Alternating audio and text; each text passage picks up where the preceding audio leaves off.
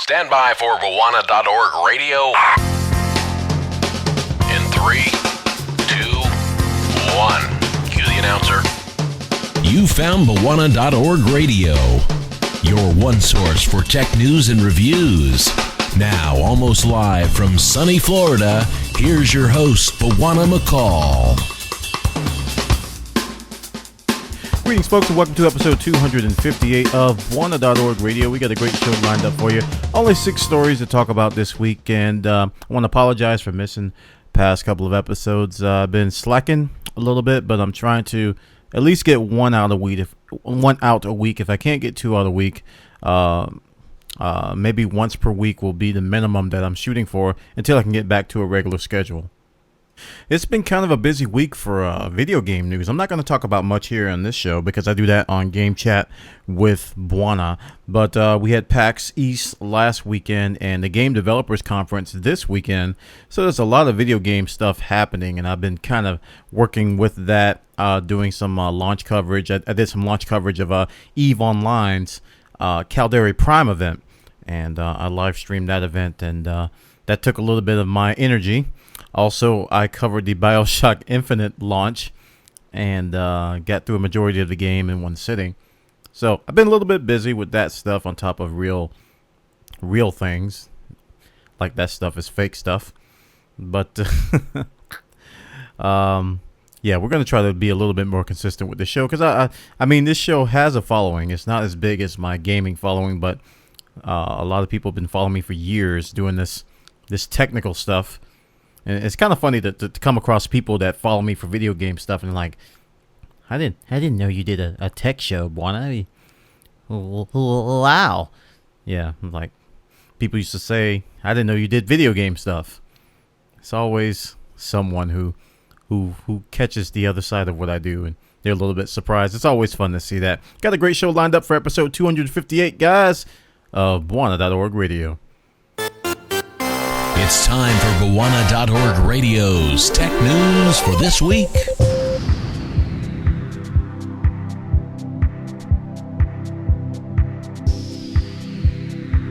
And for our first story, we're going to talk about cable clutter. Cable clutter. Now, I'm talking about cables behind your desk. You know, a lot of us are using desktops. Desktop towers, which have a lot of cables coming out to our keyboards and mice, cables coming out to our monitors, network cables if we have a network router, all kinds of stuff. Let's just say I got a cable mess. I got stuff for my mixer, for my microphones, for my consoles, for capturing with my capture card. I got legacy stuff down there that's not even plugged in and I just haven't picked up yet. It's kind of bad. So when I saw this article, I was kind of relieved because they offer 5 somewhat cheap ways to clean up your computer cable clutter underneath or behind your desk. The very first one I think is my favorite. I've seen this one before on lifehacker.com. Binder clips. If you've ever been to a office supply store, you've seen these binder clips. They have the little black clip part with the 2 prongs at the top, or the 2 squeezy things at the top. Essentially, you can set these up on your desk, clamp them to your desk, and run the cables through the little clamp parts, through the little parts that you squeeze with your fingers. This is great for keyboards and mice. It's a really quick and easy way, especially if you're working in an office, because those things are usually kind of plentiful.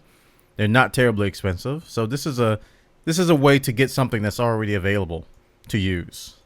The next one is actually a very, very useful one. If you have some old plastic credit cards lying around, you can take those credit cards with a hole punch and just a pair of scissors and create sort of you ever had cables like a USB cable that came up from your computer that just slid off the back of your desk? You're like, oh man, now I got to get on my all fours and get under there and grab that thing and fish it back up.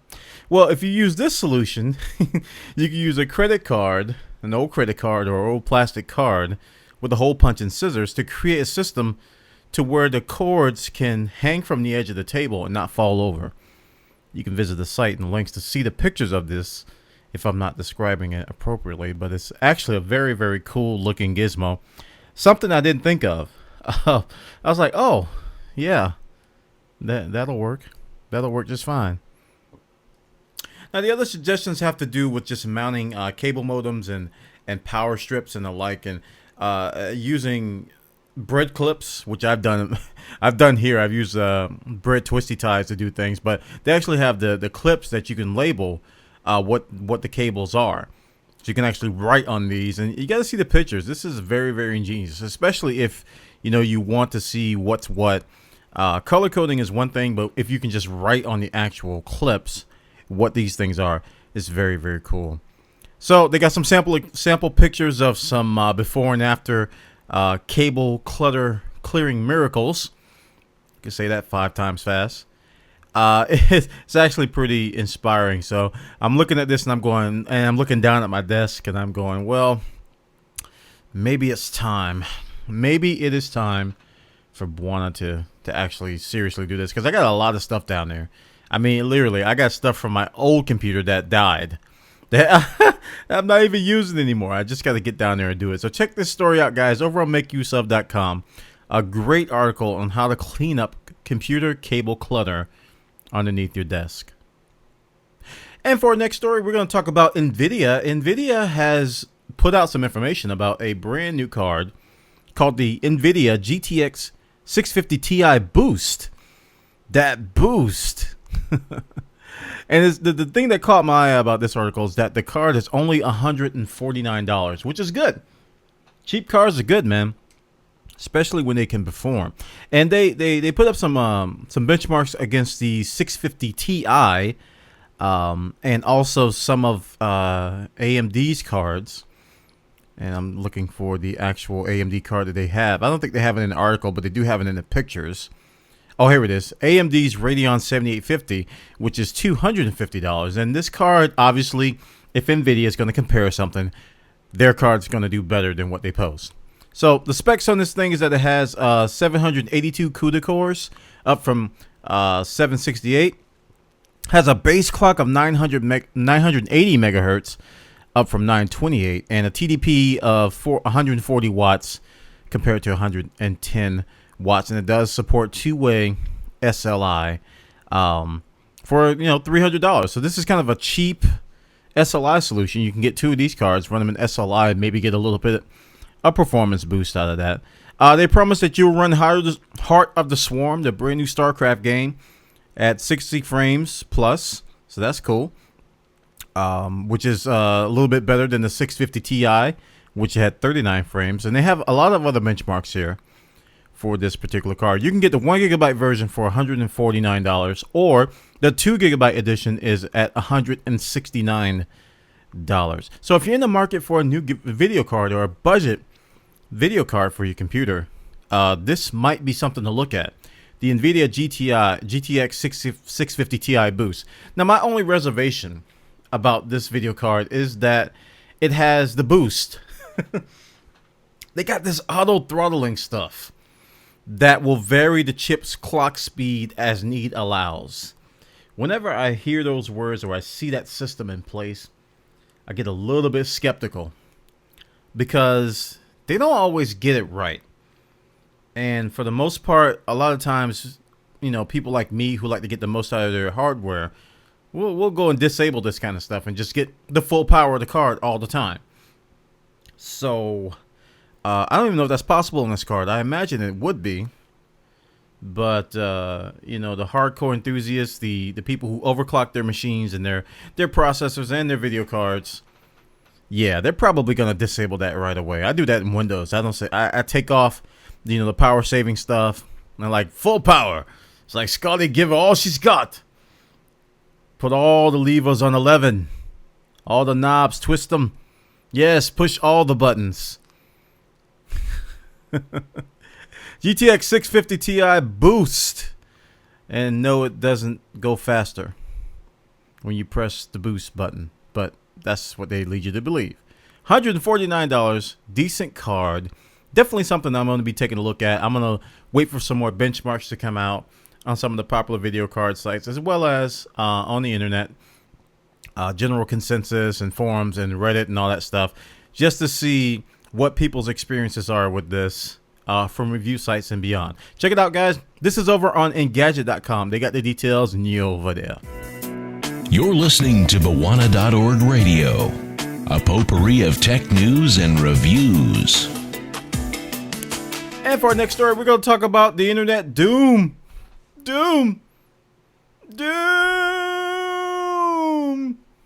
Spamhaus DDoS. This is one of the top stories on the internet because apparently this cyber war is supposedly crippling the internet. So I saw the headline. I was like, wait a minute. You mean to tell me somebody's got a DDoS, or that's a distributed denial of service attack? Very common thing in what I do and what I deal with. You mean to tell me there's one big enough to cripple the internet? And I was like, let me read this. So I've read a couple of versions of the report. The one I got linked in the show notes is from Ars Technica. This is a trusted source. I think these guys are pretty much, I agree with a lot of what they say. And I don't know. I got skepticism all over my face right now because they claim, I looked at the numbers. All right. They claim that these attacks between Spamhaus and apparently Cyberbunker have generated more than 300 gigabits per second of flood traffic. Now, while that is impressive, that's a high number. I don't think it's enough to quote unquote cripple the internet. So Ars Technica goes on with a very good analysis of this and basically says that, if the tier 2 and tier 1 providers don't handle this properly, it could cripple a tier 1 provider, which are the backbones of the internet. Potentially over time, if it continues to escalate and scale and people don't do what they're supposed to do. That's a lot of ifs. But it's not something you want to ignore. It's not something you want to ignore. 300 gigabits of second over this spat. I don't even know why they're doing it. Apparently it's a Dutch hosting company and some spammers, and apparently the spammers have hired like Russian and Chinese botnets to DDoS the site. And if you don't know what a botnet is, let me break it down for you. A botnet is a collection of computers connected to the internet that are slaves. You can imagine that if you get infected with a virus on your computer or malware, your computer becomes a programmable zombie, which means that somebody can push a button and your computer will go, brains, and it will just start attacking whatever they tell it to without you having any say over it. You won't even know what's happening. These are called botnets. This is why you should scan and update your computers regularly so you don't become a zombie on the internet attacking people. Because the actual attacks come from mom and pop. They come from your computers if you're infected, if you've been compromised. So these are botnets, and what these, I don't want to single out Russian and Chinese, but what the bad people of the internet do is that they consolidate. They have services out there. People who actually pay money for this. They consolidate all of these zombie computers on the internet, and they do a distributed denial of service attack. And these are so easy. If you don't know what a distributed denial of service attack is, just imagine you trying to drink some water. Okay, you're enjoying some water. You're like surfing the web, or you're drinking some water. And someone comes along with a giant bucket and proceeds to pour water down your throat until you choke. That's what a DDoS is. They flood your pipes, your internet, with a whole bunch of packets to where it's overwhelmed and it can't do anything. Yeah, so it's like you're being drowned in packets. And this is what gamers do. Gamers do this all the time. There's a bunch of stupid idiots out there. I don't know how else to describe them other than stupid idiots They purposely will knock you offline if you're streaming or if you're playing a game. They will get your IP address through Skype or other means, and they will flood you off the internet, forcing you to shut down, which kind of stinks. And it's so easy to do this. Any kid with $40, $30 or $40 can do this because there's services online that offer it. So what this is a very, very inflated, scaled up version of that little scenario. It's two of these big dogs going at it on the internet, and apparently they're crippling the internet. I don't think they're crippling the internet. That's my opinion. I don't think they're crippling the internet right now. They have the potential to. Now, they go on to say in this article that people in Europe have been experiencing slowdowns, and some providers have reported that some traffic has been slowed down. I'm like, okay, that's cool. That happens every day. And then I found another article over on GigaOM. Oh, it just so happens to be an undersea cable cut near Egypt, which has slowed down the internet in Africa, the Middle East, and South Asia. Huh. Well, what do you know? You mean to tell me the internet got cut off for these countries? I wonder how they're going to connect to the web. Maybe they got rerouted through London. I don't even know. I don't know. The point is, this has been sensationalized extremely high. And the timing of it leads me to suspect that something is coming. And this is not conspiracy theory. This is kind of factual. There's a lot of distractions going on in the media about cyber attacks, cyber warfare. America is gearing up to go on the offensive. China is doing this. China's doing this. It's all in the media. It's floating around. And there's a lot of fear being stirred on the internet with this stuff. And this is coming at that time. Suddenly there's a big spam war going on. It's like, oh, they could cripple the internet. It's reaching. It really is. There's far worse things happening than this. So I don't want people to read this and think that the internet's crumbling, because the internet could have crumbled with other things that you don't want to know about, that I don't want to know about. It's not hard for a coordinated attack to take out a tier 1 provider. They can do that right now. They don't need anything like a Spamhaus cyberpunk war. They could take out a tier 1 provider now. They might be able to take out 2 or 3, and that would cripple our internet. But this is kind of a side effect of this spat. And again, there's other factors. There's cables being cut with the Middle East and South Asia. I'm sorry, the Middle East, Africa, and South Asia. So they got to get to the internet somehow. And I got a feeling they were being routed through Europe. And other means, which may have slowed down everybody else. And that was a major cut. I mean, that was a lot of people that got cut off the internet. And I'll have that link in the show notes as well. So check it out, guys. I don't know how else to say it. I don't think the sky is falling here. I'm gonna take the side that the sky is not falling with this particular story, but it is a legitimate concern that cyber attacks can take out the internet. And the trend nowadays, you've seen it everywhere, is that they're getting us reliant on cloud services. What are cloud services? They're getting us reliant on connected to the internet to get to our data. They're encouraging us not to store anything local. Put it all on the internet. Put everything on the internet. Everything. Just throw it on the internet. You can get it from anywhere you want. Your mobile phone. So convenient. And I'm one of those people going, wait a second. Hold up. Time out. I'm old school. I want a copy on my hard drive just in case my internet goes out. Oh, your internet will never go out. Uh-huh. Yeah, it'll go out. Save local copies of your stuff, people. Don't rely on cloud services 100% because they will go down, despite what they tell you. So there's a heavy reliance on going to the cloud, and DDoSing is just one thing. there's many other things that could happen. The sky's not falling here, but the threat is real. I don't want you guys to think that I'm like brushing this off, but this is sensationalism here. This is something else. I got a feeling the law's about to pass or try to get passed in Congress or something, because the amount of fear that's being spouted in the media is growing at an all-time high. So there's some other agenda going on. Check it out, guys, over on arstechnica.com. Spamhaus DDoS grows to internet-threatening size. Woo!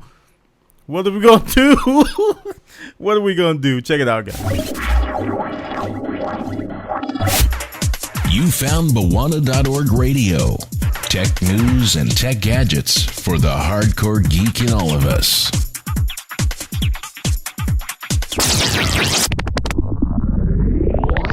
Alright, we're going to shift gears and talk about some cell phone stuff. T-Mobile had an event where they revealed something pretty, pretty industry moving.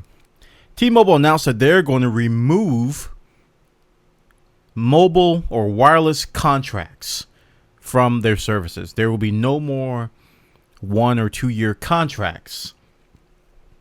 Sounds too good to be true, right? Of course it does. Well, what's the catch, Bwana? Well, the catch is what they're going to do. They're calling this the Uncarrier. It's like we're not like we're not like those other guys. We're the Uncarrier. So what they're going to do is that they're going to charge you a monthly fee for your phone.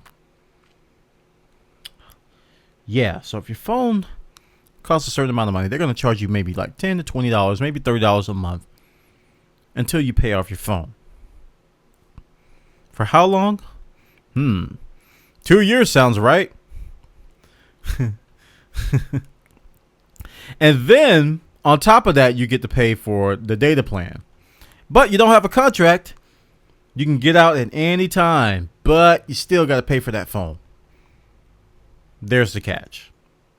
And a lot of websites, not providers, a lot of websites out there, a couple that I read today said that it's probably not going to save you money by doing this. It might cost even more than the traditional contract. Now, it's nice to have that assurance that, hey, if I want to leave this company, I don't have to pay a penalty fee, or I don't have to be stuck with, breaking contract stipulations that come about. But in essence, you still got to pay for the phone over time, or you can pay for the phone up front. I'm quite sure they're going to offer that option to pay for the phone up front. So there's no contracts, and it sounds attractive, but there's a catch. I'm trying to figure out how this would benefit me personally. I don't think it will, because T-Mobile's coverage in my area is okay. It is, better than average. It's actually better than AT&T in some areas that I go, but not that much better for me to change carriers. So these plans, while they are cheaper than what I'm currently paying, I don't think it'll be a bump up for me.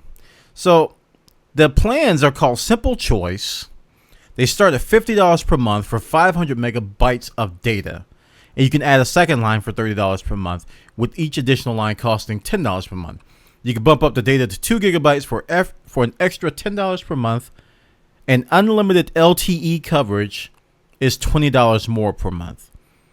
So there's no contracts, but you do have to pay for the phone, either up front or over time. I think it's a good model to have. It's not unheard of. You have a payment plan for the phone, and you have your typical data plan. The contracts, in essence, were kind of like a payment plan for the phones. They're kind of doing the same thing, but wording it differently. This is not earth-shattering. This is not like changing the world type stuff, but it is an interesting way of doing it, especially if you don't want to buy an expensive phone.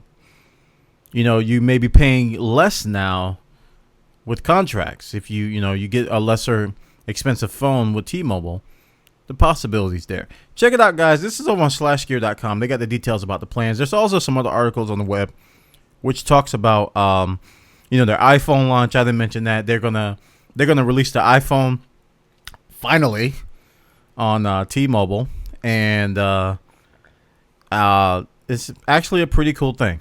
So check it out, guys, over on /gear.com. And for our final story, we're going to talk about Flipboard. Last show, I talked about the removal of Google Reader by Google and how much it stunk for us people who used it. And I talked about a lot of the options that were out there. Flipboard is another one that's out there, but it's a purely mobile solution, namely for the iPad. It's my favorite way. I got to say, it's my favorite way of reading news on the iPad. It's very, very vivid. The pictures are huge. It has a magazine-like feel. You flip pages. It's brilliant. It's a great app. So it is a certain type of way of reading news. And just like I said in the Google Reader stories, you read news different on Google Reader than you do with other apps. It's just your way of doing things. Now, the reason why I'm talking about Flipboard, 2.0 has been announced. It's already out right now for iOS. Actually, I take that back. It's not out now for iOS. They say it's going to be coming out tomorrow.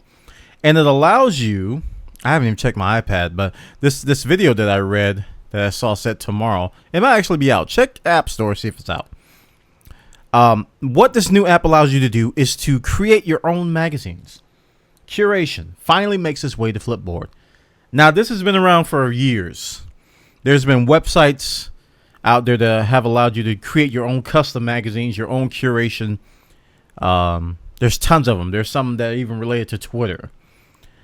And I think what makes this one attractive is that it's Flipboard. If it wasn't Flipboard, we wouldn't be talking about this. So you can create your own magazines simply by sharing an article. And like they have some examples of like articles about trees, about bikes. I would probably make something about, I don't know, video games. I don't know. I was thinking of something I would curate because I use Flipboard on my treadmill to read news in the morning. So it's a great way to keep me occupied. Maybe I'll go a couple of extra miles if I know I have to curate a couple more articles. But you can see others magazines. They can be made public or private. And it's something good for the platform. It's like I said, it's not new. It's been done a lot, but it's Flipboard, and they finally got curated magazines. And there's a lot of analysts out there that think that this is going to be big because it's Flipboard and how they do things and the sharing and how easy it is. I think it's going to be a good thing. I don't know how big it's going to be though, because this is limited right now just to iOS, and there's no Android solution for this. There's no desktop solution for this. This is pretty much an iOS thing. So we will see how it goes. Check it out, guys, over on makeuseof.com. Create your own personalized magazine with the new Flipboard 2 updates. And that concludes our show for this week, guys. I want to thank you all for listening to Bwana.org Radio, episode 258. You can follow me here on YouTube at youtube.com/iobuffer.